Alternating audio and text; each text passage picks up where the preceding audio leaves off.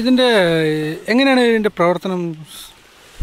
ഞങ്ങളുടെ ഏതൊരു ഫാമാണിത്. ഞങ്ങള് യുദ്ധകാലാടിസ്ഥാനത്തിൽ കൊഞ്ച് വളർത്തി ഇപ്പോഴത്തെ ഒരു പ്രത്യേക തൊഴിലധിഷ്ഠിതപരമായ രീതിയിൽ കൊഞ്ച് വളർത്തിക്കൊണ്ടിരിക്കുകയാണ്. ഈ കൊഞ്ച് എന്ന് വെച്ച് കഴിഞ്ഞാൽ ഞങ്ങൾ ഇവിടെ തീറ്റ കൊടുത്ത് ഇതിനുള്ള ശുദ്ധ ജലവും എല്ലാം ഇവിടെ എത്തിക്കുകയാണ് ചെയ്യാറ്. ചോദ്യങ്ങൾ ചോദിച്ചോണ്ടിരിക്കുകയാണ്.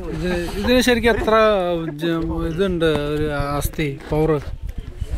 ഈ കൊഞ്ചെന്ന് വെച്ചിട്ടുണ്ടെങ്കിലേ ഈ സാധനം ഇങ്ങനെ വെള്ളത്തിൽ കിടന്നാൽ നമുക്ക് ചോറിനാ, ഇത് കറി വെക്കണമെന്നില്ല. അതാണ് അതിന്റെ പ്രത്യേകത. നമ്മൾ കൊഞ്ച് കിട്ടണമെന്ന് കൊണ്ട് വായും പൊളിച്ചെടുക്കണ കുറെ ആൾക്കാരുണ്ട്. അണ്ട് കണ്ണി കണ്ട ഇറച്ചിക്കോടി നിന്ന് പറഞ്ഞിട്ട് കാര്യമില്ല. ഈ കൊഞ്ചെന്ന് പറഞ്ഞാൽ നാടൻ സാധനമാണ്. സാധാരണ രീതിയിൽ നമ്മൾ ഈ കൊഞ്ച് വളർത്താണെങ്കിൽ ഇത്രയും വലുതാവോ? സാധാരണ രീതിയിൽ വളർത്തുകയാണെങ്കിൽ ഇത്ര ആവില്ലെന്ന് നമുക്ക് പറയാൻ പറ്റില്ല.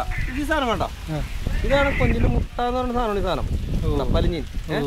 ഈ സാധനം ഇത് എടുത്തു കഴിഞ്ഞാൽ ആയിരക്കണക്കിന് കുഞ്ഞുങ്ങളിന് ഇങ്ങോട്ട് ഇറങ്ങി തന്നെ. അപ്പൊ ഇതിന് നമ്മ മറ്റൊരു അന്തരീക്ഷം ഉണ്ടാക്കി കൊടുക്കണം. മനസ്സിലായോ? ഇതിനപ്പോ തീറ്റ എങ്ങനെയാ സാറേ? തീറ്റാന്ന് വെച്ചാലേ ഞാൻ പറയാം, എനിക്കിപ്പോ ഞാൻ മിലിറ്ററിയിലായിരുന്നു, പട്ടാളത്തിൽ സേവനം കഴിഞ്ഞ് കഴിഞ്ഞപ്പോ എന്തെങ്കിലും ഒരു തൊഴിലിലേക്ക് ഏർപ്പെടണം എന്നുള്ള എൻ്റെ ഒരു ആഗ്രഹമായിരുന്നു. അങ്ങനെയാണ് ഈ മത്സ്യ കൃഷി തുടങ്ങാന്നുള്ളത് തീരുമാനിച്ചത്. അങ്ങനെയാണ് ഈ കൊഞ്ചിനെ വളർത്തുകയും ഈ കൊഞ്ചുകൾക്കൊക്കെ ഓരോ പേരുണ്ട്. ഇതിപ്പോ ശ്യാമ്, ദുർഗ, ഇവർ രണ്ടുപേര് വിളിച്ചാൽ ഇവർ ഓടി വരെയാണ്. അങ്ങനെയാണ് നമ്മ മറ്റുള്ള ജീവികളോട് സ്നേഹം കാട്ടണം, എന്നാ മാത്രമേ അവര് നമ്മളോട് സ്നേഹം കാട്ടുള്ളൂ. ഇതിപ്പോ സാറേ എങ്ങനെ പിടിച്ചേക്കണത്? ഇതിപ്പോ കൈ കൊണ്ട് താങ്കൾ കണ്ടുണ്ട് ഇവിടെ സാറേ, താങ്കൾ അവിടെ തന്നെ